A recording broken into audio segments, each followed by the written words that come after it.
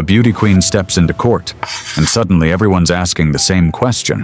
Where did all this money really come from? He's wanted in the United States, and the Mexican government has said it will start formal extradition proceedings, although legal experts have indicated that the process could be a lengthy one.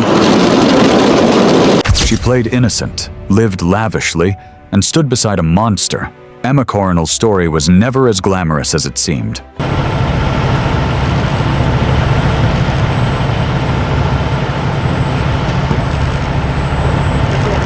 And here's where it gets interesting. Before the headlines, before the cameras zoomed in on her outfits, Emma Coronel barely existed in the public eye. She wasn't giving interviews, wasn't flashing money, wasn't chasing attention. For years, she was just a quiet figure in the background. El Chapo's young wife, rarely seen, almost deliberately invisible. That all changed in 2017. The moment El Chapo's trial began, the spotlight swung hard in her direction. Cameras followed her every move. Social media dissected her clothes, her expressions, even the way she walked into court. Overnight, Emma went from unknown to unavoidable. People weren't just watching the trial anymore. They were watching her. How could someone claiming ignorance afford designer outfits, luxury travel, and an untouched lifestyle while her husband faced life in prison? Was she naive, protected, or something else entirely? That curiosity didn't fade. It exploded. And Emma, whether intentionally or not, became part of the spectacle. But Emma wasn't stepping into a normal marriage, far from it. By the time she entered El Chapo's life, he already had a long, messy history with women. 3 marriages before her, 23 children. He once openly said his only real addiction wasn't drugs or power, it was women. And then comes the detail that makes everything murkier. El Chapo never legally divorced his first wife. On paper, that means Emma may never have been his legitimate wife at all. So why did she stand out? Emma was younger, much younger. She arrived at a point when El Chapo was already a legend, already untouchable, already dangerous. Their relationship wasn't built in the shadows of ambition. It was built at the peak of his power. That imbalance matters. It reshapes how people see her role, her choices, and the life she stepped into. And it raises a hard question. Was Emma different, or just the most visible? Recordar que esas son personas que les dieron vida, ¿no? Entonces, pues ellos van a decir cualquier cosa o para tener algún beneficio, entonces, pues no me clavo mucho en esas cosas. And this is the part that makes most people uncomfortable. Emma Coronel didn't meet El Chapo at some private party or business event. She met him during a teen beauty pageant. She was 17 years old. He was closing in on 50, nearly 32 years older than her own father. That age gap alone raises alarms. But it gets worse. There have long been allegations that El Chapo pulled strings to ensure Emma won the pageant. Money, influence, fear, whatever it took. In cartel territory, power doesn't ask for permission. From that moment on, the imbalance was massive. El Chapo wasn't just older. He was one of the most feared men on the planet, surrounded by armed sicarios, untouchable in his world. Whether Emma felt attraction, pressure, fear, or a mix of all three is impossible to know. But choice looks very different when one side holds absolute power. And no, cartel culture doesn't excuse it. This wasn't romance. It was predatory. Wealth, violence, and control shaped the relationship from day one, and that shadow never left. Then came the wedding, and the timing says everything. The day Emma turned 18, she married El Chapo in a lavish ceremony. This wasn't low-key. High-ranking Mexican politicians and military officials were reportedly among the guests. Emma also came with cartel blood. Her uncle, Ignacio Coronel, was one of Mexico's most feared drug lords. This marriage wasn't just personal, it was strategic. Power married power, and the alliance made business sense in the cartel world. When Emma gave birth to twin daughters, she did it in California, not Mexico. That wasn't random. She had dual citizenship, giving her children legal protection El Chapo could never offer. Then came a quiet but telling detail. The father's name was left off the birth certificates. No paperwork tying the girls directly to one of the world's most wanted men. That decision speaks volumes. Emma may have claimed ignorance, but she clearly understood the danger. At the time, there was a $5 million bounty on El Chapo's head. You don't take precautions like that unless you know exactly who you're married to. Pues muy contenta de que a pesar de la situación en la que está pasando, de lo fuerte que es todo esto para él y para nosotros, verlo que sonreía o que se emociona, pues es una tranquilidad que me da como que... During their marriage, El Chapo was arrested more than once, and somehow kept coming back.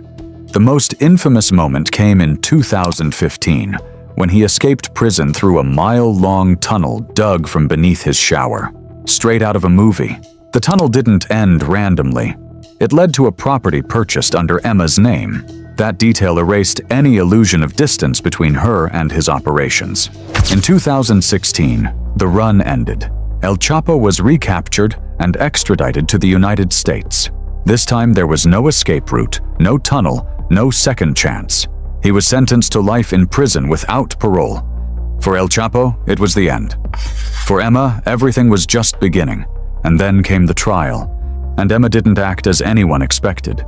Day after day, she sat in the courtroom stone-faced, barely reacting, barely blinking. No tears, no visible shock, just calm, almost rehearsed. But outside the courtroom, different story. She smiled, she waved. She even blew kisses at El Chapo across the room, like this was some twisted love story playing out on a stage. When witnesses testified, Emma dismissed them as liars.